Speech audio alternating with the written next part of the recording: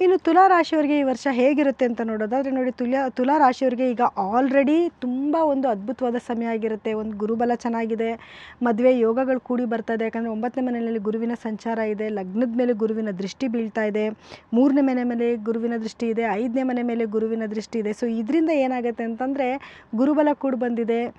ಮದುವೆ ಹುಡುಕಾಟದಲ್ಲಿರೋರಿಗೆ ಮದುವೆ ಒಂದು ಗಂಡು ಹೆಣ್ಣು ಕರೆಕ್ಟಾಗಿ ಸಿಗುವಂಥದ್ದು, ಅಥವಾ ಮದುವೆ ಕಾರ್ಯಗಳು ನಡೆಯುವಂಥದ್ದು. ಮನೆಯಲ್ಲಿ ತುಂಬ ದಿವಸದಿಂದ ಕೆಲವರು ಇನ್ನೂ ಮದುವೆ ಆಗಿಲ್ಲ ಅಂತ ತುಂಬ ಹುಡುಕಾಟ ಇರುತ್ತೆ. ಅವರೆಲ್ಲ ಸ್ವಲ್ಪ ಪ್ರಯತ್ನ ಪಟ್ಟರೆ ಖಂಡಿತವಾಗ್ಲೂ ಈ ವರ್ಷದಲ್ಲಿ ನಿಮಗೆ ಮದುವೆ ಕಂಕಣ ಬಲ ಕೂಡಿ ಬರುತ್ತೆ. ಹಾಗೆ ಮನೇಲಿ ಶುಭ ಕಾರ್ಯಗಳಾಗೋದು, ಗೃಹ ಪ್ರವೇಶ ಆಗಿರಬಹುದು ಅಥವಾ ಮನೆ ತೊಗೊಳ್ಳೋವಂಥದ್ದಾಗಿರ್ಬೋದು, ಈ ರೀತಿ ಶುಭ ಸಮಯಗಳು ನಿಮಗೆ ಕೂಡಿ ಬರುವಂಥ ಒಂದು ಟೈಮ್ ಇದಾಗಿರುತ್ತೆ. ಗುರುಬಲ ತುಂಬ ಚೆನ್ನಾಗಿದ್ದರೆ ಏನು ಕೆಲಸಕ್ಕೆ ಕೈ ಇಟ್ಟರು ಕೂಡ ಅದರಲ್ಲಿ ಸಕ್ಸಸ್ ಆಗುತ್ತೆ. ಸೊ ಹಾಗಾಗಿ ನೀವೇನಾದ್ರು ನ್ಯೂ ಸ್ಟಾರ್ಟಪ್ ಮಾಡಬೇಕು ಅಂದ್ಕೊಂಡಿದ್ರೆ ಅದನ್ನು ಮಾಡೋಕ್ಕೂ ಕೂಡ ಒಂದು ಅದ್ಭುತವಾದ ಸಮಯ ಆಗಿರುತ್ತೆ. ರಾಜ್ಯದ 5 ಕೋಟಿಗೂ ಅಧಿಕ ಜನರಿಗೆ ವಾರ್ಷಿಕ 25 ಲಕ್ಷ ಮೆಟ್ರಿಕ್ ಟನ್ಗೂ ಅಧಿಕ ಆಹಾರ ಧಾನ್ಯ ಒದಗಿಸುವ ಅನ್ನಭಾಗ್ಯ ಯೋಜನೆಯು ಬಡವರ ಪಾಲಿನ ಅಕ್ಷಯ ಪಾತ್ರೆಯಾಗಿದೆ. ತಲಾ 10 ಕೆಜಿ ಆಹಾರ ಧಾನ್ಯದ ಮೂಲಕ ಪ್ರತಿಯೊಬ್ಬರಿಗೂ ಪೌಷ್ಟಿಕಾಂಶಯುಕ್ತ ಆಹಾರದ ಭರವಸೆಯೊಂದಿಗೆ ಹಸಿವು ಮುಕ್ತ ಕರ್ನಾಟಕ ನಿರ್ಮಾಣಗೊಳ್ಳುತ್ತಿದೆ. ನಾವು ನುಡಿದಂತೆ ನಡೆದಿದ್ದೇವೆ, ನಿಮ್ಮ ಪ್ರೀತಿ ವಿಶ್ವಾಸವನ್ನ ಉಳಿಸಿಕೊಂಡಿದ್ದೇವೆ. ಗ್ಯಾರಂಟಿ ಸರ್ಕಾರಕ್ಕೆ 1000 ದಿನಗಳು, ನನಸಾಗಿದೆ ಕೋಟಿ ಕನಸುಗಳು. ಇನ್ನು ಗಂಡ ಹೆಂಡತಿ ಮಧ್ಯದಲ್ಲಿ ಒಳ್ಳೆ ಬಾಂಡೇಜ್ ಚೆನ್ನಾಗಾಗುತ್ತೆ. ಪ್ರೇಮಿಗಳ ಮಧ್ಯದಲ್ಲಿ ಒಂದು ಪ್ರೀತಿ ವಿಶ್ವಾಸ ಜಾಸ್ತಿ ಆಗುತ್ತೆ. ಸೊ ಮಕ್ಕಳಿಂದನೂ ಕೂಡ ಒಂದು ಶುಭ ಸುದ್ದಿ ಕೇಳುವಂಥದ್ದು, ಮಕ್ಕಳ ಮೇಲೆ ಪ್ರೀತಿ ಜಾಸ್ತಿ ಆಗುವಂಥದ್ದು, ಅವ್ರು ಮಾಡೋ ಕೆಲಸದಲ್ಲಿ ಸ್ವಲ್ಪ ನಿಮಗೆ ಏನು ನಿಮಗೆ ಅದು ಗೌರವ ತೊಗೊಂಬಂದು ಕೊಡುವಂಥದ್ದು, ಮತ್ತು ಯಾರಿಗಾದ್ರೂ ಒಳ್ಳೊಳ್ಳೆ ಹುದ್ದೆನಲ್ಲಿರುವಂಥವ್ರಿಗೆ ಗೌರವ ಸಿಗುವಂಥದ್ದು, ಸ್ಟೇಜ್ ಮೇಲೆ ಕೆಲವೊಂದು ಅವಾರ್ಡ್ಗಳು ಸಿಗುವಂಥದ್ದು, ಇದೆಲ್ಲನೂ ಕೂಡ ನಿಮ್ಮ ಜೀವನದಲ್ಲೇ ನಡೀತಾ ಹೋಗುತ್ತೆ. ಇನ್ನು ಯಾರೆಲ್ಲ ವಿದ್ಯಾರ್ಥಿಗಳಿದ್ದೀರಾ, ಎಜುಕೇಷನಲ್ಲಿ ಬಹಳಷ್ಟು ಮುಂದಿರ್ತೀರಾ, ಕಾಂಪಿಟೇಟಿವ್ ಎಕ್ಸಾಮ್ಸ್ ಏನಾದರೂ ಬರೀತಿದ್ದೀರಾ, ಅದರಲ್ಲಿ ವಿನ್ ಆಗ್ತೀರಾ. ಹಾಗೆ ಕೋರ್ಟಲ್ಲಿ ಕೇಸ್ಗಳಿತ್ತು ಅಂದರೆ ಕೇಸ್ ನಿಮ್ಮ ಪರವಾಗಿ ಆಗುವಂಥದ್ದು, ಮತ್ತು ಬ್ಯಾಂಕಲ್ಲಿ ಲೋನ್ಗೆ ಏನಾದ್ರು ಅಪ್ಲೈ ಮಾಡಿದ್ರೆ ಲೋನ್ ಸಿಗುವಂಥದ್ದು, ಇದೆಲ್ಲನೂ ಕೂಡ ನಿಮಗೆ ಆಗ್ತಾ ಹೋಗುತ್ತೆ. ಆದರೆ ಸ್ವಲ್ಪ ಹಿನ್ನಡೆ ಯಾವ ರೀತಿ ಅಂದರೆ ನಿಧಾನಗತಿನಲ್ಲಿ ಸಾಗ್ತಾ ಹೋಗುತ್ತೆ. ಬೇಗ ಆಗೋದಿಲ್ಲ. ನೀವು ಅಂದ್ಕೊಂಡಿರ್ತೀರ ಒಂದು ಮಾರ್ಚ್ ಅಷ್ಟೊತ್ತಿಗೆ ಕೆಲಸಗಳಾಗುತ್ತೆ ಅಂತಂದರೆ ಅದೊಂದು ಏಪ್ರಿಲ್ ಮೇ ಜೂನ್ ಅಷ್ಟೊತ್ತಿಗೆ ಮುಂದಕ್ಕೆ ಹೋಗ್ಬೋದು, ಅಷ್ಟೇ ವಿನಾಯಿಸಿ ನಿಮಗೆ ಕೆಲಸಗಳಂತೂ ಖಂಡಿತವಾಗ್ಲೂ ಆಗುತ್ತೆ. ನೀವು ಅಂದ್ಕೊಂಡಿದ್ದ ರೀತಿಯಲ್ಲಿ ಅದು ಶುಭವಾದ ಒಂದು ಶುಭ ಸಮಯದಲ್ಲೇ ನಿಮಗೆ ಅದೆಲ್ಲ ಬರ್ತಾ ಹೋಗುತ್ತೆ. ಹಾಗೆ ವಿದ್ಯಾರ್ಥಿಗಳು ಮುಂದಿರ್ತಾರೆ ಅಂತ ನಾನು ಆಗಲೇ ಹೇಳಿದೆ. ಇನ್ನು ರೈತರು ಅಂತ ಬಂದಾಗ ರೈತರು ಕೂಡ ಒಳ್ಳೆ ಬೆಳೆ ಬೆಳೀತಾರೆ, ಒಳ್ಳೆ ಆದಾಯ ತೊಗೊಂಡು ಬರ್ತಾರೆ. ಯಾಕೆಂದರೆ ನೋಡಿ, ನಿಮ್ಮ 9ನೇ ಮನೆ 10ನೇ ಮನೆ 11ನೇ ಮನೆ 3 ಮನೆಗಳಿಗೆ ಗುರುವಿನ ಒಂದು ಸಂಚಾರ ಬಂದಾಗ ವ್ಯಾಪಾರ ಅಭಿವೃದ್ಧಿ ತುಂಬ ಚೆನ್ನಾಗಾಗುತ್ತೆ. ಯಾರೆಲ್ಲ ಬಿಸ್ನೆಸ್ ಮಾಡ್ತಾ ಇದ್ದೀರಾ ಅದರಲ್ಲಿ ತುಂಬ ಸಕ್ಸಸ್ ತೊಗೊಂಬರ್ತೀರಾ. 11ನೇ ಮನೆಗೆ ಬಂದಾಗ ಲಾಭ ಸ್ಥಾನದಲ್ಲಿ ಗುರು ಬರ್ತಾನೆ, ಒಳ್ಳೆ ಲಾಭ ಸಿಗುವಂಥದ್ದು, ಮಾಡಿರೋ ಎಲ್ಲ ಕೆಲಸಕ್ಕೂ ಒಳ್ಳೆ ಲಾಭ ಸಿಗುತ್ತೆ. ಈಗ ಆಲ್ರೆಡಿ 9ನೇ ಮನೇಲಿರೋದ್ರಿಂದ ಪಿತ್ರಾರ್ಜಿತ ಆಸ್ತಿ ಬರುವಂಥದ್ದು, ತಂದೆ ಮನೆ ಕಡೆಯಿಂದ ಹೆಲ್ಪ್ ಆಗುವಂಥದ್ದು, ಒಂದು ಅದೃಷ್ಟ ನಿಮಗೆ ಜೀವನದಲ್ಲಿ ಬರುವಂಥದ್ದು, ನೀವು ಎಕ್ಸ್ಪೆಕ್ಟೇಷನ್ ಮಾಡಿಲ್ಲದೆ ಇರೋವಂಥ ಕೆಲವೊಂದು ಅಯ್ಯೋ ನಾನು ಅಂದ್ಕೊಂಡೇ ಇರಲಿಲ್ಲ, ಇದು ಅದೃಷ್ಟಕರವಾಗಿ ನನಗೆ ಬಂದು ಸೇರ್ತು ಈ ವಸ್ತು ಅನ್ನೋ ರೀತಿಯಲ್ಲಿ ನಿಮಗೆ ಬರ್ತಾ ಹೋಗುತ್ತೆ. ಇನ್ನು ರಾಹು ಕೇತುಗಳ ಒಂದು ಸಂಚಾರ ಆದಾಗ ಸ್ವಲ್ಪ 4ನೇ ಮನೆಗೆ ರಾಹು ಬರ್ತಾನೆ, ಮತ್ತು ಕೇತು ನಿಮ್ಮ 10ನೇ ಮನೆಗೆ ಬಂದು ಸೇರ್ತಾನೆ. ಸೊ ಇದರಿಂದ ಏನಾಗುತ್ತೆ, ಸ್ಪಿರಿಚುವಲ್ ಟ್ರಾವೆಲ್ ಸ್ವಲ್ಪ ಜಾಸ್ತಿ ಮಾಡುವಂಥದ್ದು, ಅಥವಾ ಯಾರೆಲ್ಲ ಆಧ್ಯಾತ್ಮಿಕವಾದ ಒಂದು ಕೆಲಸಗಳನ್ನ ಮಾಡ್ತಿರ್ತೀರ ಅವ್ರಿಗೆ ತುಂಬ ಯಶಸ್ಸು ಸಿಗುವಂಥದ್ದು, ಗೌರವ ಸಿಗುವಂಥದ್ದಾಗುತ್ತೆ.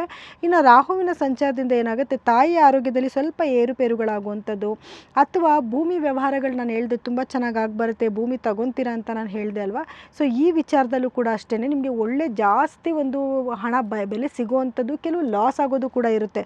ರಾಹು ಜಾಸ್ತಿ ಕೊಡ್ತಾನೆ ಮತ್ತು ಕಿತ್ಕೊಳ್ಳೋದು ಕೂಡ ಮಾಡ್ತಾನೆ. ಸೊ ಹಾಗಾಗಿ ಎರಡೂ ಕೂಡ ಆಗ್ತಾ ಇರುತ್ತೆ. ಸ್ವಲ್ಪ ಕೇರ್ಫುಲ್ಲಾಗಿ ಹೆಜ್ಜೆ ಇಡಿ. ಒಂದು ಜಾಗ ತೊಗೊತಿದ್ದೀರಾ ಅಂತಂದರೆ ಪೇಪರ್ಗಳೆಲ್ಲ ಕರೆಕ್ಟಾಗಿದೆಯಾ ಅಂತ ನೋಡಿಕೊಂಡು ಮುಂದುವರೆದ್ರೆ ಖಂಡಿತವಾಗ್ಲೂ ಅದರಲ್ಲೂ ಕೂಡ ನಿಮಗೆ ಯಶಸ್ಸು ಸಿಗುತ್ತೆ. 1,65,00,000ಕ್ಕೂ ಅಧಿಕ ಕುಟುಂಬಗಳಿಗೆ ಪ್ರತಿ ತಿಂಗಳು 200 ಯೂನಿಟ್ ಉಚಿತ ವಿದ್ಯುತ್ ನೀಡುವ ಗೃಹಜ್ಯೋತಿ ಯೋಜನೆಯಿಂದಾಗಿ ರಾಜ್ಯದ ಮನೆಗಳಲ್ಲಿ ನೆಮ್ಮದಿಯ ಬೆಳಕು ಮೂಡಿದೆ. ವಿದ್ಯುತ್ ಬಿಲ್ ಹೊರೆ ತಪ್ಪಿ ಉಳಿತಾಯ ಮನೆ ಮಾಡಿದೆ. ನಾಡಿನ ಮನೆಗಳಲ್ಲಿ ಭರವಸೆ ಬೆಳಗುತ್ತಿದೆ. ನಾವು ನುಡಿದಂತೆ ನಡೆದಿದ್ದೇವೆ, ನಿಮ್ಮ ಪ್ರೀತಿ ವಿಶ್ವಾಸವನ್ನ ಉಳಿಸಿಕೊಂಡಿದ್ದೇವೆ. ಗ್ಯಾರಂಟಿ ಸರ್ಕಾರಕ್ಕೆ 1000 ದಿನಗಳು, ನನಸಾಗಿದೆ ಕೋಟಿ ಕನಸುಗಳು. ಇನ್ನು ಓವರಾಲಾಗಿ ನೋಡೋಕ್ಕೆ ಹೋದರೆ ತುಲಾ ರಾಶಿಯವರಿಗೆ ಎಲ್ಲ ರೀತಿಯಿಂದಲೂ ಒಂದು ಶುಭವಾದ ಒಂದು ವರ್ಷ ಇದಾಗುತ್ತೆ.